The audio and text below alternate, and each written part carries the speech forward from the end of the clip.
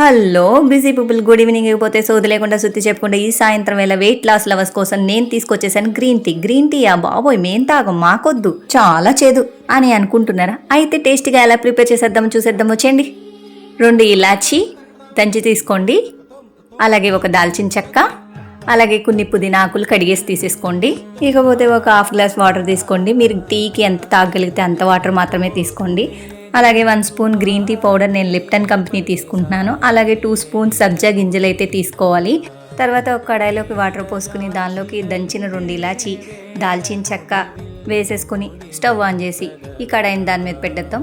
ఈ వాటర్ అయితే కొంచెంసేపు మరిగించుకోవాలి, ఎక్కువసేపు మరగనవసరం లేదు. మన వాటర్ అయితే మరిగిపోయింది. స్టవ్ ఆఫ్ చేసిన తర్వాత మాత్రమే 1 spoon green tea powder and 2 పుదీనాకులు వేసేసి మూత పెట్టేసి ఒక 2 సెకండ్స్ పాటు పక్కన పెట్టేసుకుందాం.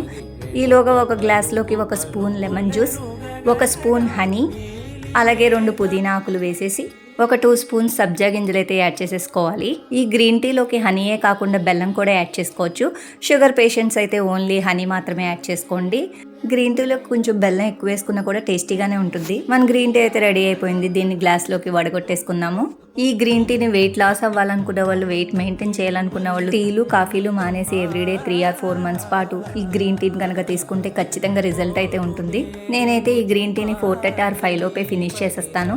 ఈ గ్రీన్ టీ తాగడానికి అయితే చేదుగానే ఉంటుంది, కానీ నేను చెప్పిన ప్రాసెస్లో కనుక ఈ గ్రీన్ టీ పెట్టుకుంటే చాలా టేస్టీగా ఉంటుంది. అంతేకాదు హెల్త్ బెనిఫిట్స్ కూడా చాలానే ఉంటాయి. సో ఫ్రెండ్స్, మన ఛానల్లో డాన్స్ వీడియోస్తో పాటు ఇలాంటి హెల్త్కి సంబంధించిన థింగ్స్ వస్తూనే ఉంటాయి. So please subscribe and thanks for watching.